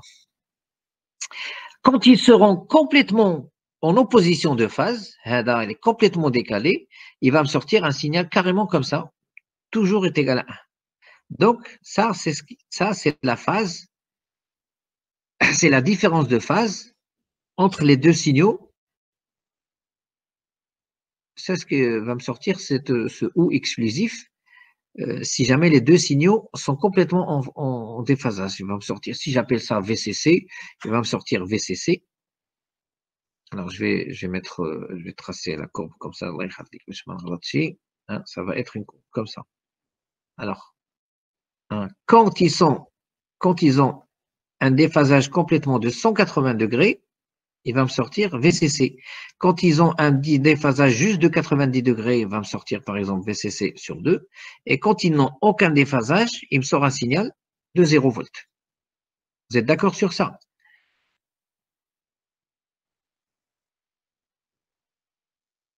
Oui. Oui, monsieur. C'est juste un détecteur de phase. C'est un circuit qui fait, c'est comme si je vous dis un capteur de phase. Vous rentrez deux signaux et vous rentrez deux signaux et il vous donne le déphasage entre les deux.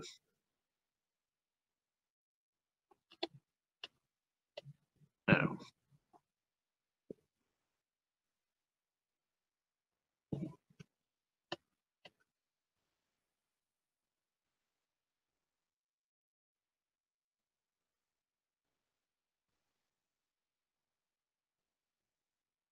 Bien, donc je reprends le schéma. Donc, qu'est-ce qu'on a ici? On a deux signaux qui arrivent dans un circuit de détection de phase, V1, V2, d'accord? Alors, et après, on a ici un VCO qui va me sortir un signal. Et ce VCO, lui-même, il est contrôlé par quoi? Par la tension qui sort. Il est lui-même contrôlé par la tension qui sort du filtre. Et ici, on reprend ce signal, on le ramène ici. Alors, qu'est-ce qui va se passer? Il va se passer que quand les deux signaux Hada et Hada sont exactement en phase, Alors, ce détecteur de phase qui se trouve ici, il va me sortir par exemple 0 volts. Et ce 0 volts, on va l'ajouter à ce qu'on a appelé en automatique le bias.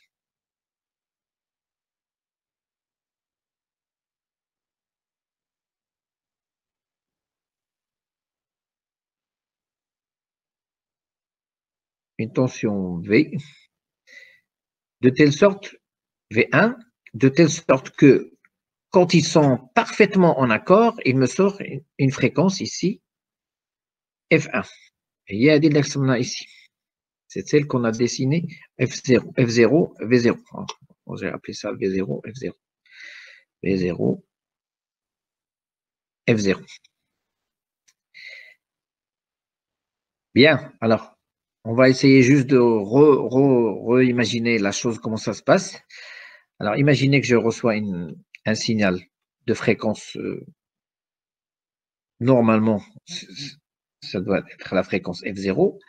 Alors, si je reçois la fréquence F0, d'accord, et que mon oscillateur, il est déjà en train d'osciller à F0, alors le détecteur va me sortir 0 volts, et je vais appliquer une tension V0 à mon oscillateur, il va me sortir F0. Alors, ça, c'est très bien. Donc, bref. Alors, imaginons que maintenant, pour une raison ou pour une autre, cette fréquence qui arrive, elle a augmenté. Eh bien, si elle augmente, je voudrais que cette fréquence également, elle augmente. Parce que c'est un circuit de verrouillage de phase. Il doit toujours me sortir la même phase que l'entrée. Ici, c'est comme la consigne en automatique. Hein, on va traiter le signal ici, VE, comme la consigne. Et si la consigne, elle est comme ça veut dire que la sortie, si on a un très très bon circuit, il faut que VS est égal à VE. Sortie est égale à consigne. Ça, c'est l'idéal, n'est-ce pas? Bien. Alors, si celle-là, elle augmente, donc on a un petit déphasage entre les deux, donc cette tension va augmenter. D'accord? Il ne va plus me sortir 0 volts parce qu'ils ne sont plus en phase. Si celle-là augmente, eh bien, qu'est-ce qui va se passer? Je vais appliquer ici, non pas V0, je vais appliquer 0 plus 1. Ben, ce V0 plus delta V, il va faire en sorte que l'oscillateur va monter à F0 plus delta V, plus delta F. Et ainsi de suite, jusqu'à ce que, ben, il va augmenter jusqu'à ce que les deux soient exactement égales, et après, il va s'arrêter. Et comme ça, on aura toujours une fréquence ici, en sortie, qui est égale à la fréquence d'entrée. Et c'est ce qu'on appelle une boucle à verrouillage de phase. Donc, le système va faire en sorte toujours que les deux systèmes, quand celui-là va osciller à F0 plus delta F, eh bien, à ce moment-là, ici, on aura 0. Pourquoi on aura 0? Parce qu'il n'y a plus de déphasage entre les deux signaux.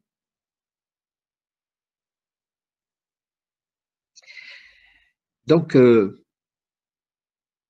une boucle à verrouillage de phase, c'est tout simplement, c'est un circuit qui va essayer de se caler sur une fréquence d'entrée. Hein? Et là, je m'attends quand même. Vous donnez une fréquence, un signal avec un certain déphasage, il doit sortir la même chose. Alors, vous allez me dire, à quoi ça sert puisque je récupère la même fréquence? Oh là, ça sert beaucoup. Ça sert beaucoup. Alors, imaginez que je voudrais faire un détecteur de modulation FSK. On a dit, qu'est-ce que c'est qu'une modulation FSK? Modulation FSK, Frequency Shift Keying, c'est-à-dire on associe un 1. Le 1, je lui associe une fréquence, par exemple, F0. Le 0, je lui associe une fréquence F1. Bon, voici F1 et F0. Ça, on n'a pas de problème. D'accord? Donc, normalement, imaginez que je reçois un débit binaire d'une antenne. Un débit binaire comme ça. Donc, ça sera des fréquences F0 et F1. Et après F0 et F1. Et après F0 et F1. Et, voilà. Je voudrais un circuit qui va me retrouver le débit binaire. 1, 0, 1, 0, 1, 0. Je voudrais un circuit qui me fait ça. Eh bien, je vais utiliser une boucle à verrouillage de phase. une PLL. Pourquoi? Ben, regardez, ben, ce qui va se passer. Ben, quand les deux, ben, je vais caler ça sur F0. Quand j'ai F0 et F0 ici, j'aurai une tension de 0 volts. Bien, quand j'ai une tension ici, une fréquence F1 plus grande, le détecteur de phase va me dire qu'il y a une tension de différence. Donc, il va me sortir une tension 1 ou bien une tension V différente de 0. D'accord? Donc, cette sortie-là, elle va vraiment me retrouver les bits qui sont transmis 1, 0, 1, 1, 0, et ainsi de suite, suivant la fréquence du signal qui arrive. Alors, quand les deux seront calés sur F0, on n'aura rien, mais quand celui-là va augmenter, eh bien, la boucle va faire en sorte qu'elle va se rallier à cette fréquence et on aura une tension plus grande ici. Si vous avez une tension plus grande, donc vous avez le signe d'un 1. Donc, finalement, on va prendre une boucle à verrouillage de phase. On va appliquer le signal à un système en boucle à verrouillage de phase. Ça, c'est le filtre. Ça, c'est le VCO. Ça, c'est la sortie, mais ça ne m'intéresse pas. Ce qui m'intéresse, c'est ce qui va sortir ici. Je vais retrouver les bits 1, 0, 1, 1, 0 et 5. C'est une des applications de la boucle à verrouillage de phase de faire une démodulation FSK. Hein, vous avez des bits qui arrivent et vous voulez retrouver les 0 et les 1 quand ils sont modulés en FM. C'est la même chose pour une démodulation FM. Hein, si vous avez une démodulation FM, hein, vous avez un signal FM qui arrive, peu après de fréquence baisse, hein, bien lui, à l'intérieur, il va essayer de se rallier à cette fréquence. Alors, quand la fréquence est élevée, il va donner une grande tension. Quand la fréquence est petite, il va donner une petite tension, et ainsi de suite. Et ça, c'est le signal démodulé. Parce que généralement, ben, une modulation de fréquence, c'est que vous avez une amplitude qui dépend de la fréquence. Fréquence petite, petit signal. Fréquence grande, grand signal. Et on retrouve le signal audio qui est démodulé avec une boucle à verrouillage de phase.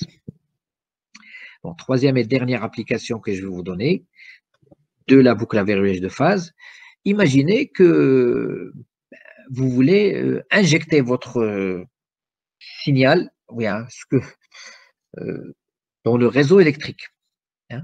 Imaginez que vous avez des panneaux solaires, vous voulez vendre l'électricité à l'ONE ou bien à Mendis ou ce qu'il y a. Vous avez des panneaux électriques, hein, vous avez des batteries, vous avez un ensemble de batteries pour charger, hein, puis après ces batteries, ils vont alimenter un onduleur qui va convertir la tension continue en un signal sinusoïdal, 50 Hz. D'accord? Et vous voulez injecter ça dans le secteur. 50 Hz. Phase est neutre. Alors, est-ce que vous pouvez faire comme ça pour injecter votre électricité?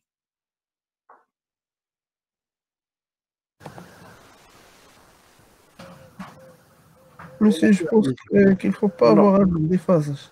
Il ne faut pas qu'il y ait Non, un monsieur. déphasage. Sinon, ça sera une catastrophe. Oui. Hein, il faut que les deux signaux, que la phase de celui-là et la phase de votre signal soient exactement les mêmes. Et comment on va régler la phase de mon onduleur? Qu'est-ce qu'on va utiliser? Une boucle à verrouillage de phase. PLL. Une PLL. Qu'est-ce qu'on va faire? On va prendre un échantillon du secteur, 50 Hz, et on va faire que l'oscillateur de votre ondulateur soit en phase avec le réseau. Et c'est après que je pourrai injecter mon signal dans le réseau.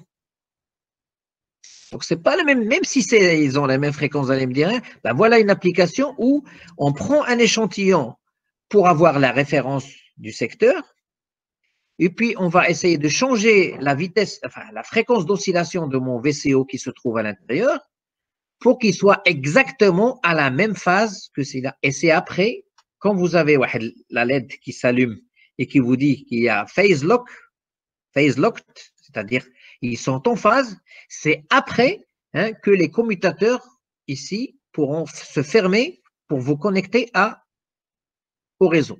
Et dès que la phase elle est unlocked pour une raison ou pour une autre, automatiquement, sinon ça sera une catastrophe. D'accord? Donc, et je pense qu'il y avait des étudiants mais il faut connaître les boucles à variage de phase parce qu'il n'y a aucun moyen de réaliser un onduleur, un onduleur, hein, ou un signal sinusoïdal, les raycons en phase avec le secteur. D'ailleurs, même le secteur, parfois, il change légèrement de phase. Alors, comment tu vas faire? Il n'y a pas mille choix, il faut utiliser une PLL. Phase Locked Loop. Automatiquement, si vous voulez, vous synchronisez avec la tension du secteur pour pouvoir injecter votre signal dans le secteur.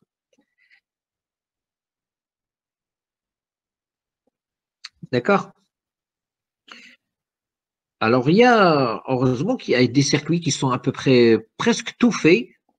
Il y a tout à l'intérieur. Il suffit de les configurer pour les fréquences que vous voulez utiliser. Et le plus connu, c'est le 40-46. Très connu, très connu. Et même si tu as des joueurs. Voilà, Phase Locked Loop, le CD 40-46, et il y a plusieurs variantes, mais c'est toujours 40-46. Et il a plusieurs détecteurs de phase, il a plusieurs, en tout cas, c'est un petit peu plus, mais, voilà. Donc, Review PLL Fundamentals, on a toujours un comparateur. Alors ici, c'est un filtre. En fait, moi, j'avais dit que c'est le filtre que vous avez ici. Moi, je l'ai injecté avec parce que le comparateur de phase, qu'est-ce qu'il me sort? Il me sort un signal carré comme ça. Mais pour le rendre continu, ben, il faut passer par un circuit RC qui vous donne que la moyenne de ça. Bon, ça, c'est le filtre. Et c'est un filtre qu'on le fait à l'extérieur, normalement. On différencie le filtre du comparateur de phase. Donc, vous avez le comparateur de phase, vous avez le low pass filter, c'est celui-là, et après, vous avez le VCO. Et voilà la boucle qui est toute faite.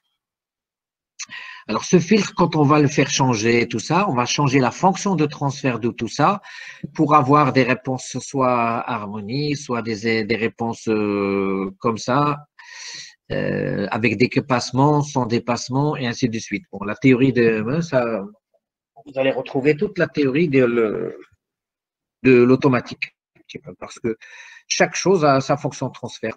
Ça, c'est la fonction de transfert de celui-là, c'est A sur P, un VCO, parce que c'est comme un intégrateur, parce que la phase, elle ne fait que changer quand vous appliquez un échelon, il va sortir une sinusoïde. Mais une sinusoïde, c'est quelque chose qui a une phase qui varie linéairement. C'est pour cela que la relation entre entrée et sortie, c'est comme un intégrateur, c'est A sur P. Et chaque chose, elle a sa fonction de transfert et on calcule la fonction de transfert globale et on va essayer de changer le filtre pour avoir la réponse que l'on veut. Est-ce que c'est une réponse comme ça, une réponse rapide, et est-ce qu'il y a un temps de réponse, suivant que l'application.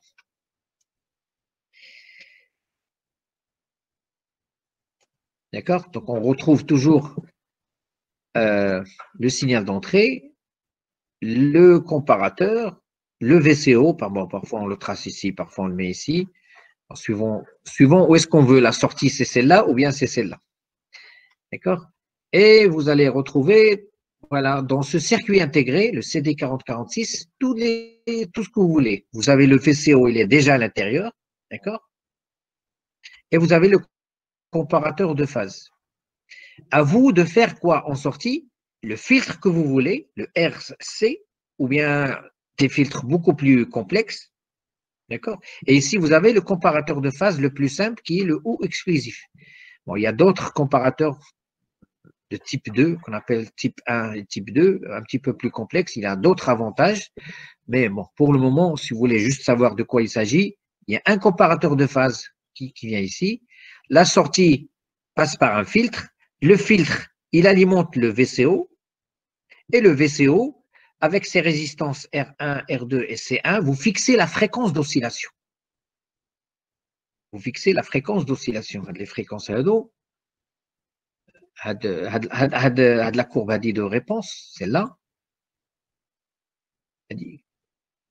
Ça dépend quelle tension va vous donner quelle fréquence. Ben, il faut choisir les résistances R1, R2 et C pour avoir. Alors, dans le document, il vous donne un petit peu toutes les relations pour trouver ces valeurs.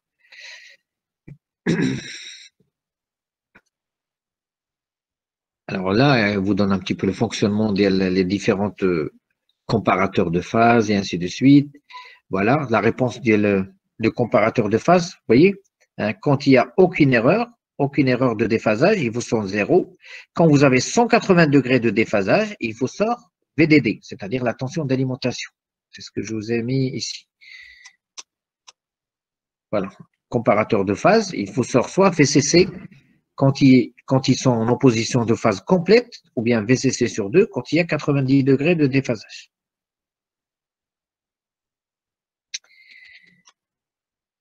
Voilà. Et en plus, normalement, qu'est-ce qu'on fait? On fait la moyenne. Hein, on fait la moyenne. On filtre ça par un circuit RC pour faire la moyenne. Est-ce qu'il y a une application toute faite? Alors oui, pour les résistances et tout ça, pour la relation tension-fréquence de l'oscillateur, voilà, il y a plusieurs types. Vous pouvez avoir cette fonction qui commence à 0, ou bien qui commence à une fréquence mine, ou bien qui commence comme ça, suivant que vous utilisez le comparateur de phase 2 ou bien 1, et vous avez toutes les relations ici pour le calcul des résistances, ou bien vous avez des graphiques, je pense. Voilà, vous avez des graphiques suivant les résistances R1 et les tensions et la tension que vous allez avoir, la valeur du condensateur qu'il faudra choisir, et ainsi de suite. Voilà. Voilà ce que je voulais vous dire des VCO. C'est très, très, très important en électronique, les VCO. Alors, les PLL. Alors, essayez de garder ça en esprit ou là, allez chercher sur YouTube quelqu'un qui vous explique comment ça marche. Tant que c'est encore frais. Tant que c'est encore frais, PLL Basics. Voilà, voilà. Il vous explique tout. Voilà, Hada, il vous explique un petit peu l'oscillateur. Hein. Hada, il explique un petit peu le ou exclusif. Voilà. Alors, le meilleur que vous pouvez voir, c'est celui-là. Hein, le meilleur que vous pouvez voir, bon, ça, celui-là, je connais depuis des années. Il fait d'excellentes vidéos concernant tout ce qui m'intéresse dans mon cours en télécom, les lignes de transmission, les oscillateurs, les mélangeurs, les filtres, tout ce que vous voulez. Et il explique très très bien. Je vous encourage à regarder les vidéos de celui-là. Alors notez-le bien, W2AEW. Excellent, excellent. D'accord? Alors en 22 minutes, il vous explique vraiment ce que c'est qu'une boucle à verrouillage de phase. Hein? Il commence avec tout ce que je viens d'expliquer, un détecteur de phase et un filtre ici et le VCO qui vient ici et il va jusqu'à voilà, ça c'est la courbe de réponse du VCO et il vous montre même le circuit, je pense. Voilà, il réalise le circuit et il fait ça avec un CD 4046. Et après, on voit les signaux avec la sortie de déphasage. Regardez là, ils n'ont plus de déphasage. Là, ils ont un déphasage négatif. Là, ils ont un déphasage positif. Alors, les deux, ce sont des oscillateurs différents. Il y a un qui est la référence et l'autre qui est la sortie. Je vous encourage au moins à mémoriser et à regarder quand vous avez le temps. Très, très important. Je ne conçois pas qu'un ingénieur électronique ne sache pas ce que c'est que les boucles à verrouillage de phase. Voilà. Voilà, je pense que j'ai pris pas mal de temps à vous parler de ça. Et bon, alors, je vous dis tout de suite, si vous avez d'autres questions, si vous avez des questions, donc on va faire une deuxième partie de ce cours après la pause. Si vous n'avez pas de questions, donc on prend une pause. J'ai pas grand-chose à vous dire, si ce n'est que je pense que la décision finale, c'est que les CC seront en présentiel.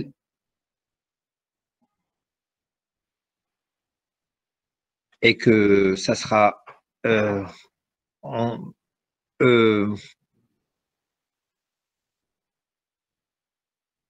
du 20 dans la période du 20 au 26 février. C'est pour vous donner un petit peu de temps de vous arranger comment vous allez venir et ainsi de suite. Donc, vous avez à peu près un mois avant les CC. Et personnellement, je vais essayer de faire en sorte, si ça va être en présentiel et que vous allez être là, je vais essayer de voir comment faire exactement également les TP. Parce que c'est pas possible qu'on fasse tout ce cours et que ça soit purement théorique. Oui, المعارضة بدأت. كاين؟ Oui.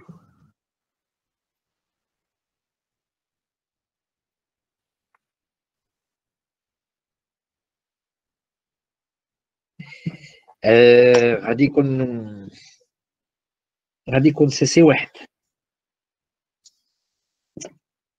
Je pense que cette année, ils ont fait une exception. Il y a pas, ce ne sera pas un rattrapage, ce sera une deuxième session. C'est-à-dire que il n'y a pas de note limite pour pouvoir passer le rattrapage, ou bien la deuxième session. Alors, normalement, quand on dit rattrapage, c'est-à-dire il faut avoir au moins 7 sur 20 hein, pour passer le rattrapage. D'accord? Ici, et quand vous passez le rattrapage, la note maximale que vous pouvez avoir, c'est 12 sur 20. Même si vous avez 18 dans l'examen, parce que c'est déjà un rattrapage, donc le maximum, c'est pour valider. Je pense qu'ici, ça sera différent, c'est-à-dire même si vous avez 0 sur 20, vous passez une deuxième session, quel que soit le cas.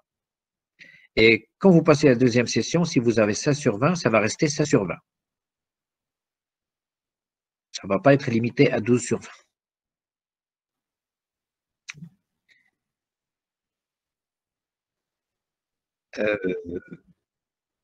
Voilà ce que je pourrais dire et ça sera probablement un examen d'1h30, quelque chose comme ça. Monsieur? Oui. Monsieur, est-ce qu'on ne peut pas faire le RAD de CC? CC1, CC2.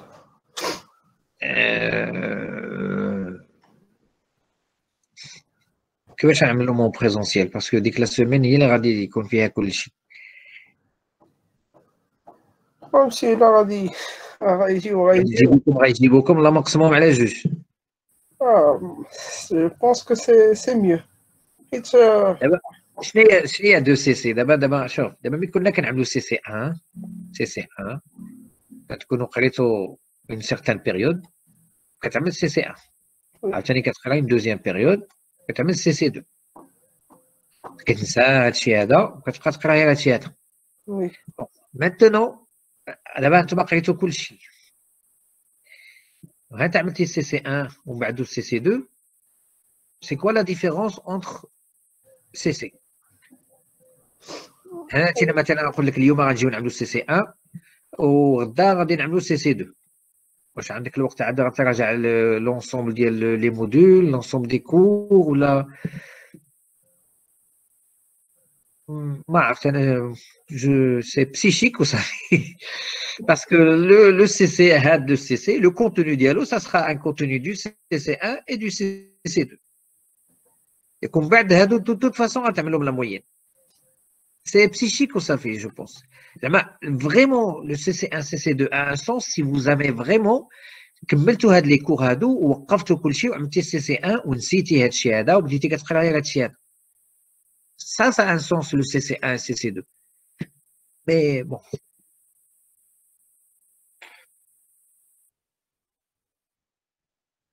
CC1, CC2, s'ils sont séparés par 2 jours, là, 3 jours, là.